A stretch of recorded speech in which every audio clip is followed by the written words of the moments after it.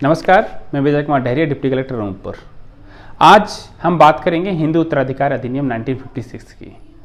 अब जब आप ये हिंदू उत्तराधिकार अधिनियम 1956 की बात सुनते हैं या हिंदू सक्सेशन एक्ट 1956 की बात करते हैं, तो इसमें सिर्फ पुरुषों से संबंधित हमारी संपत्ति का ट्रांसफ़र की बातें नहीं होती हैं। इसमें किस प्रकार से हिंदू नारी की संपत्ति का हस्तांतरण हो गए और उसके उत्तराधिकारी कैसे निर्धारित होंगे, उसके सारे नियम कानून इसमें बताए गए हैं कि हर व्यक्ति जो हिंदू है, हिंदू के अंतर्गत हम सिख को भी कंसीडर करते हैं, सिख है, बौद्ध है, जैन है, या फिर हमारे जो अन्य समुदाय, लिंगायत समुदाय, शैव समुदाय, उनको भी इसमें सम्मिलित किया गया है। इन सभी समुदायों में जब किसी की हिंदू मैरिज एक्ट 1955 के तहत शादी होती है, उनके जो बच्चे होते हैं या हस्बैंड है वाइफ की बात करें या माता पिता की बात करें, तो उसमें जो हमारी प्रॉपर्टी का किस तरीके से डिस्ट्रीब्यूशन होगा, उसके सारे नियम कानून इसमें बताए गए हैं। तो सबसे पहले कि हर महिला, हर पुरुष जो भी ये वीडियो देखें वो लास्ट तक देखें, क्योंकि इसमें पुरुष महिला के दोनों के इक्वल अधिकार बताए गए हैं। हर व्यक्ति की कोई न कोई संपत्ति होती है, चाहे अचल हो चाहे चल संपत्ति हो, उनमें किस प्रकार से विभाजन होना चाहिए, उस नियमों के आधार पर होना चाहिए, कितना किस व्यक्ति को जाना चाहिए, उन सभी का इसमें उल्लेख किया गया है। जब हम हिंदू सक्सेशन एक्ट 1956 की बात करते हैं तो इसमें सबसे पहले आता है कि सेक्शन 6, मतलब जो रूल 6 या सेक्शन 6 की बात करते हैं, तो इसमें कि जैसे किसी पेरेंट्स के जितने बालक हैं, जितनी बालिकाएं हैं, उनको सभी के इक्वल अधिकार होंगे। मीन्स कि संपत्ति पर सभी व्यक्तियों के समान अधिकार हैं। समान अधिकार हैं कि जैसे किसी व्यक्ति के 2 पुत्र हैं और 2 पुत्रियां हैं, तो उनका 4 हिस्सा बनेगा। बट आप एक चीज़ यहाँ भूल रहे हैं कि उसकी पत्नी भी तो हो सकती है, कि उसकी एक विधवा पत्नी हो सकती है तो उसका एक अलग हिस्सा बनेगा, 2 विधवा पत्नी होगी तब भी उसका एक अलग हिस्सा बनेगा। सपोज मान लो कि किसी व्यक्ति की 2 पत्नी हैं और उसके 3 बच्चे हैं, तो 2 पत्नी और 3 बच्चे, 3 बच्चों का सेपरेट एक एक हिस्सा और 2 पत्नियों का एक हिस्सा, इस प्रकार से टोटल 4 हिस्से बनेंगे। अर्थात यदि किसी व्यक्ति की कितनी भी पत्नी हो, सभी पत्नियों को मिला के एक हिस्सा और हर उसके पुत्र पुत्रियों का अलग अलग एक एक हिस्सा दिया जाता है। इस प्रकार से चाहे पुत्र हो चाहे पुत्री हो, सभी को बराबर का हिस्सा उसकी संपत्ति पे मिलता है। जब हम बात करते हैं पुत्र पुत्रियों की होगी, जब विधवाओं की बात करते हैं, पत्नी की बात करते हैं, तो पत्नी का जब जो संपत्ति रहेगी उसका फिर डिस्ट्रीब्यूशन होता है। तो उस डिस्ट्रीब्यूशन के बारे में हम आपको आगे बताएंगे। अब आता है एक सेक्शन 8।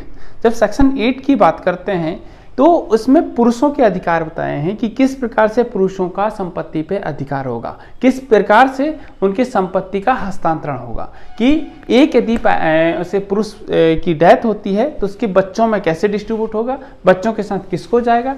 तो जब हम बात करते हैं एक पुरुष की डेथ होती है तो डेथ के साथ साथ उसमें क्या होता है कि उसके पुत्र पुत्रियों और पत्नी को जाता है। इस प्रकार से पुरुष के, हाँ, इसमें एक और हायरार्की है कि मान लो कि किसी व्यक्ति की एक पुत्र की डेथ हो जाती है तो उसकी विधवा पत्नी है, तो उस विधवा पत्नी के एक हिस्सा जाएगा। यदि वो विधवा पत्नी भी खत्म हो जाती है और उसके 2 बच्चे हैं, तो उन दोनों बच्चों को मिला के एक हिस्सा जाएगा। इस प्रकार से संपत्ति का हस्तांतरण होता है। फिर आता है संपत्ति का वितरण। संपत्ति के वितरण में हम जो एक हायरार्की बताए, एक 2 अनुसूची इसमें बनाई गई है कि पुरुषों की जब संपत्ति का वितरण होगा तो उसमें कौन सी हायरार्की अप्लाई की जाएगी, और जब महिला का से संपत्ति का वितरण होगा तो कौन सी हायरार्की बताई जाएगी। जब हम सेक्शन 14 की बात करते हैं तो सेक्शन 14 में सीधे सीधे यह है कि यदि कोई महिला की खुद की संपत्ति है, यदि उसकी स्वयं की अर्जित संपत्ति है, पैतृक संपत्ति है, उसमें वही उसके अधिकार होंगे यदि उसी संपत्ति में किसी पुरुष के जो अधिकार होते। मान लो कि सपोज कि वह महिला संपत्ति को बेचना चाहे तो बेच सकती है, वसीयत करना चाहे तो वसीयत कर सकती है, उसका बंटवारा करना चाहे तो बंटवारा कर सकती है। तो जिस प्रकार यदि किसी पुरुष की जो संपत्ति में उसके अधिकार रहते हैं, वही अधिकार उस महिला के भी हो जाएंगे। जब हम सेक्शन 15 की बात करते हैं तो हिंदू नारी की जो संपत्ति रहती है तो उसमें उत्तराधिकार का क्या नाम होगा। जैसे मान लो एक हस्बैंड वाइफ हैं, हस्बैंड की डेथ हो जाती है और पूरी संपत्ति उसके सभी में बढ़ जाती है, तो एक हिस्सा उसकी पत्नी के नाम से भी जाएगा। तो जब पत्नी डेथ होगी तो उस कंडीशन में जो हिस्सा है वो किस पर जाएगा। इसमें कई बार कोर्ट केस लगते हैं, संपत्ति के वितरण से संबंधित विवाद उठते हैं कि यदि एक महिला के नाम से कोई संपत्ति है तो सबसे पहले वो संपत्ति किसके नाम से जाएगी? उसके पुत्र पुत्री और पति के नाम से। यदि पति नहीं है तो वो पुत्र पुत्रियों पर जाएगी। यदि बात करें कि उसके पुत्र पुत्री और पति भी नहीं है तो वो संपत्ति दूसरे बार में जाएगी उसके पति के वारिसों को। यदि उसके बच्चे नहीं हैं तो सिर्फ पति को चली जाएगी। यदि पति भी नहीं है, पति के वारिस नहीं है, उसके पुत्र पुत्री भी नहीं है तो इस संपत्ति जाएगी उसके माता पिता को।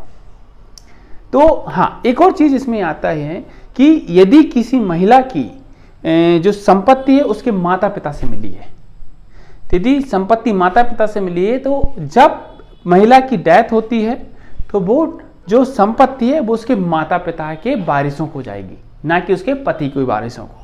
ये हमारे सेक्शन में उल्लिखित है। हम बात करते हैं सेक्शन 20 की या नियम 20 की।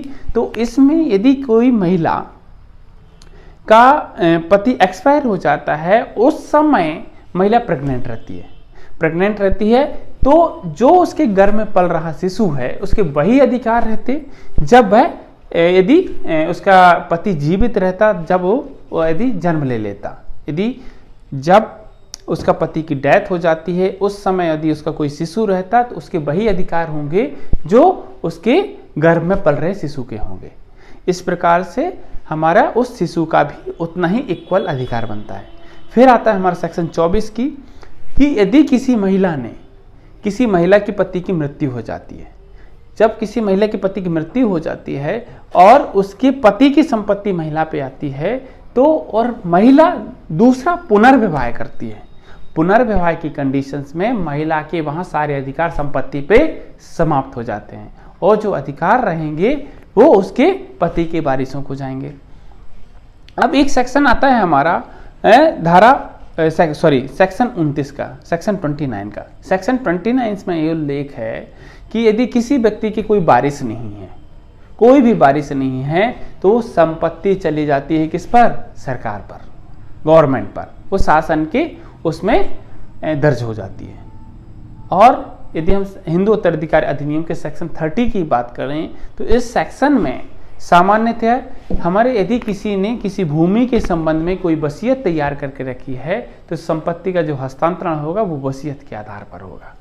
इस प्रकार से किसी भी संपत्ति की जब हम बात करते हैं उसमें उतना ही अधिकार महिला का है जितना कि किसी पुरुष का है। उतने ही अधिकार किसी यदि पति है, पति की डेथ होने के बाद यदि महिला अकेली है तो वो सारे अधिकार उस महिला के होंगे।